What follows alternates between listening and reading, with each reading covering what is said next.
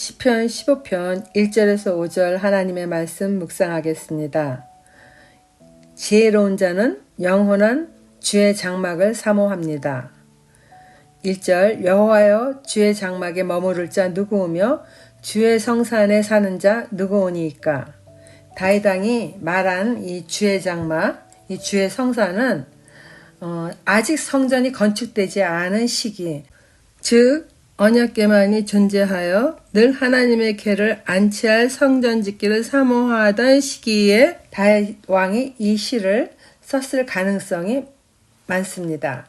그렇다면 다윗이 말한 주의 장막, 주의 성산의 의미는 하나님의 임재의 장소를 뜻한다는 것으로 알 수 있습니다. 다윗의 시대에 모세의 율법을 따라 하나님께 제사 드리는 장소를 뜻하기도 하고, 또는 다윗이 영의 눈이 열려서 육의 장막이 무너진 다음에 영원한 하나님의 임재 가운데로 들어가는 날을 소망하며 쓴 시일 가능성도 있습니다. 우리들 또한 이처럼 이 땅에서뿐만 아니라 영원한 하나님의 장막인 천국에 들어가기를 소망하며 살고 있지 않습니까? 어제 시편 14편에서 어리석은 자는 하나님이 없다고 하는 자들이라고 말씀하셨습니다.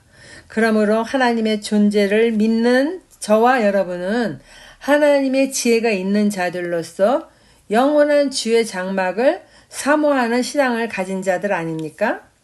다윗은 이 땅에서 왕으로서 부귀영화를 누리는 가운데서도 인간에게 가장 궁극적인 소망은 하나님의 임재 가운데 살아가는 것과 영원한 주의 성산에 들어가 사는 것임을 잘 알았기에 백성들에게 이러한 찬송시를 부를 수 있도록 지었을 것입니다. 세상이 아무리 살기 좋을지라도 하나님의 임재가 없는, 즉 주의 장막이 아닌 곳에 머무는 어리석은 자가 되지 않기를 그는 소원했던 것입니다.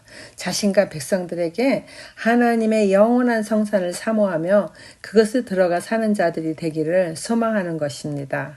적용 질문입니다. 날마다 순간마다 하나님의 임재 가운데 살아가기를 소망하십니까? 세상 속에서 잘 살기만을 추구하며 살아가십니까?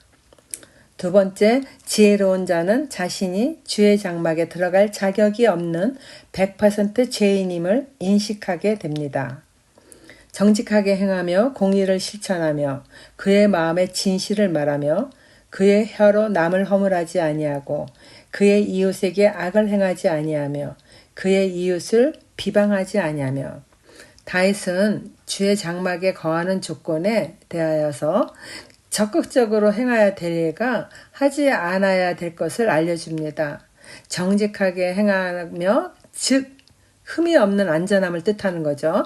이것은 절대적인 완전을 의미하지는 않지만은 적어도 인간으로서 지켜야 할 최고의 도덕적 수준에는 다다라야 한다는 의미를 담고 있습니다. 그렇다 할지라도 100% 도덕적 수준에 다다를 자가 이 세상에 얼마나 있을까요? 다윗의 시대에도 동물의 제사로 제사함을 받지 않은 상태에서는 거룩한 하나님 앞에 나갈 수 있는 자는 아무도 없었습니다. 죄인인 백성이 제사도 자신이 직접 드릴 수 있는 것이 아니었잖아요. 거룩한 제사장만이 제사의 의식을 지켜서 물두멍에 반드시 씻은 뒤 거룩한 제사장복을 입어야 하는 의식을 지켜야 되고, 그렇게 할 때 제사를 집행할 자격을 갖추고 하나님의 임재 앞에 나갈 수 있었던 것입니다. 죄가 없으신 거룩한 하나님 앞에 나아갈 은혜를 입은 현대의 그리스도인들에게 임한 예수님의 공로가 얼마나 큰 은혜인지 이러한 것을 생각해 보면 잘 알 수 있게 되죠. 공의를 실천하며 하나님의 언약을 지켜 행함으로 의인의 삶을 살아가야 합니다. 마음의 진실을 말하고 보이지 않는 마음속 생각일지라도 하나님과 사람 앞에 진실된 것만 말하는 자가 되어야 한다는 것입니다. 남을 허물하지 않고 이웃에게 악을 행하지 않으며 비방도 하지 않아야 합니다. 4절 그의 눈은 망령된 자를 멸시하며 여호와를 두려워하는 자들을 존대하며 그의 마음에 서원한 것은 해로울지라도 변하지 아니하며. 망령된 자는 히브리 단어로 니메아스라고 말하는데 이것은 하나님에 의해 거절당한 자라는 의미를 담고 있습니다. 이렇게 하나님 앞에 거절당한 자, 이러한 자를 한다는 말은 히브리 사고로 의역하면은 하나님을 거역하는 악한 자들의 행위를 전혀 본받지 않겠다는 뜻입니다. 즉 죄인의 길에 서지 않겠다는 시편 말씀과 같은 내용입니다. 그리고 하나님을 두려워하는 자를 존중하고 마음에 서원한 것, 즉 한 번 맺은 약속은 반드시 지키는 것을 말합니다. 적용 질문입니다. 자신을 변호하거나 나타내기 위하여 이웃을 폄하하는 말을 하지는 않았습니까? 남들도 다 아는 거라며 회개하지 않고 죄책감을 회피하지는 않습니까? 마지막 세 번째 단락입니다.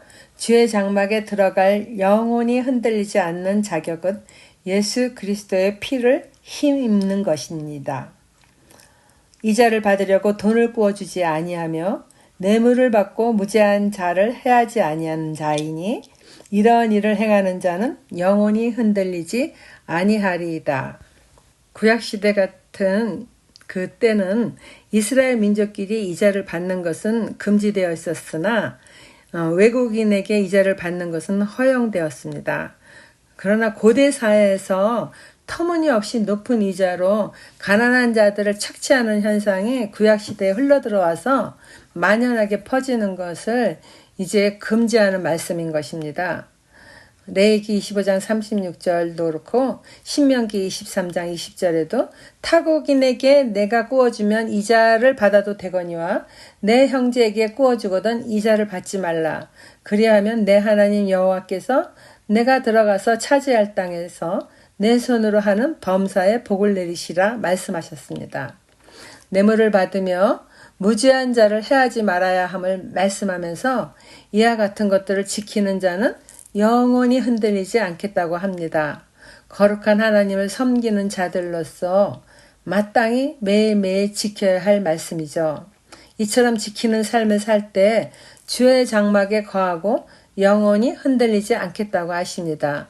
그러나 다윗 왕의 시대에도 이러한 것을 완벽하게 지키지 못하므로 제사를 드리고 거룩한 정결 예식을 취해야만 했습니다. 예수 그리스도는 내가 행하지 못하는 의를 완전하게 이루어 주셨습니다. 그 어떤 동물의 제물과 비교할 수 없는 나를 위한 대속 제물이 되어 주신 분이십니다.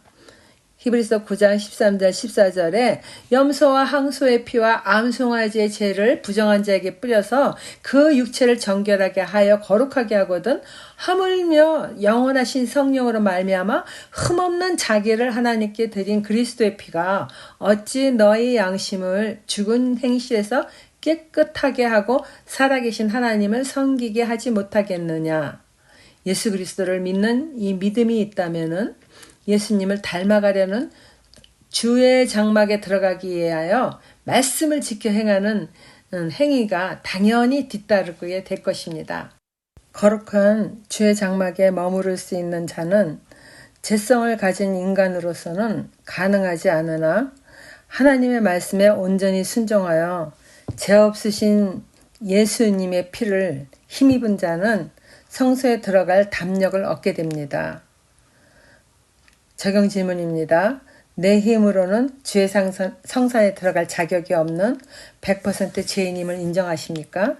나의 죄를 대속하신 예수 그리스도를 따라 살아가고자 온 마음 다해 믿음의 도리를 지키고 계십니까?